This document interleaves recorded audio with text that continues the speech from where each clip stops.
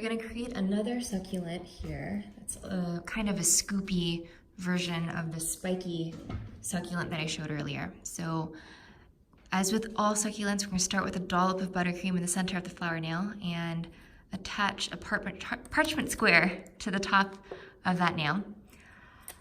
I have a coupler attached to the end of my piping bag, and I'm going to use that to make a nice circular dome in the center of that parchment square, like so.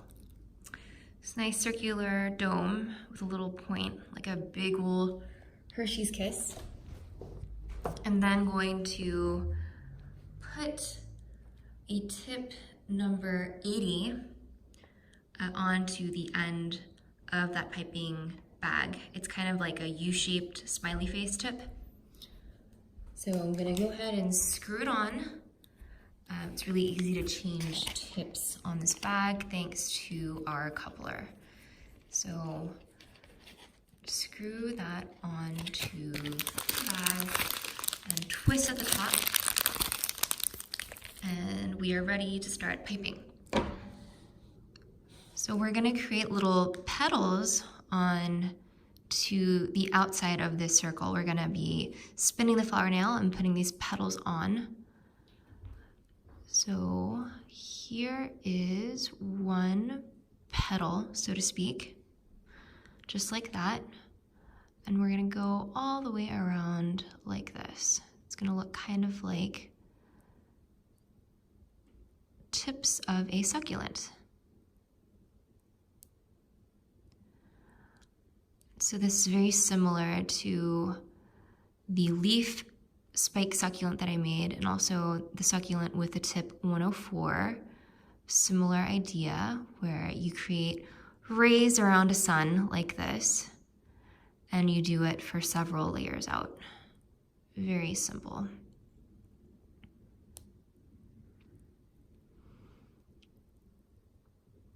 All right, so you have your first layer.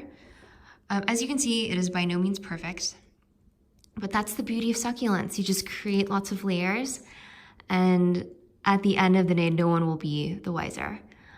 Succulents are nice to start with when you are buttercream piping because they're less tricky than flowers. People tend to have a better idea of what flowers are supposed to look like. But with succulents, you have a little bit more flexibility. So that's why I really like piping succulents. They're not as picky as flowers are. So creating our second layer here, it's gonna have fewer petals than the first layer you created. It's kind of like the second layer of the sun here. So if you have a petal like that, like the one that I just did where it doesn't quite pinch off at the right moment, you can always make it again. This is not an exact science by any means. So there you go, you have your second layer of petals. It's looking a little flat, so I'm gonna try to angle my petals up a little bit more for this next round. So a little bit higher for the pinch off point, like that.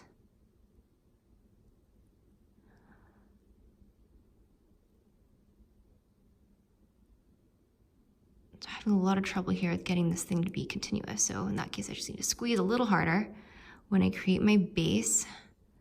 Have it go up nice and high.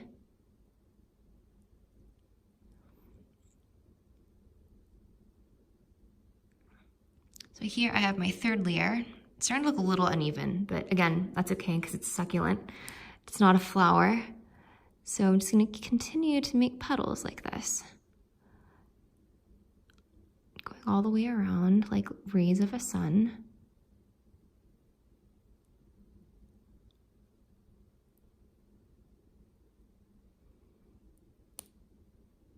Making it a little bit scoopy, so it looks a little scoopy at the top there.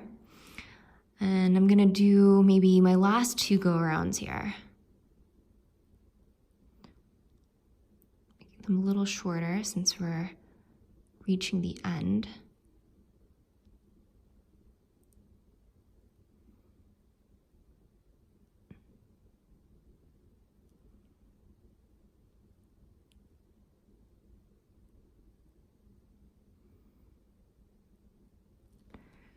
And there you have it.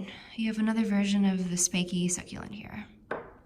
It's almost like a daffodil or like a flower, but this one is green, which makes it more succulent-like. So to review the exit strategy, you have your flower scissor here. You place it under the parchment, but above the flower nail. You have the flower nail a little twist, lift that right off, and put it into your container. Ta-da!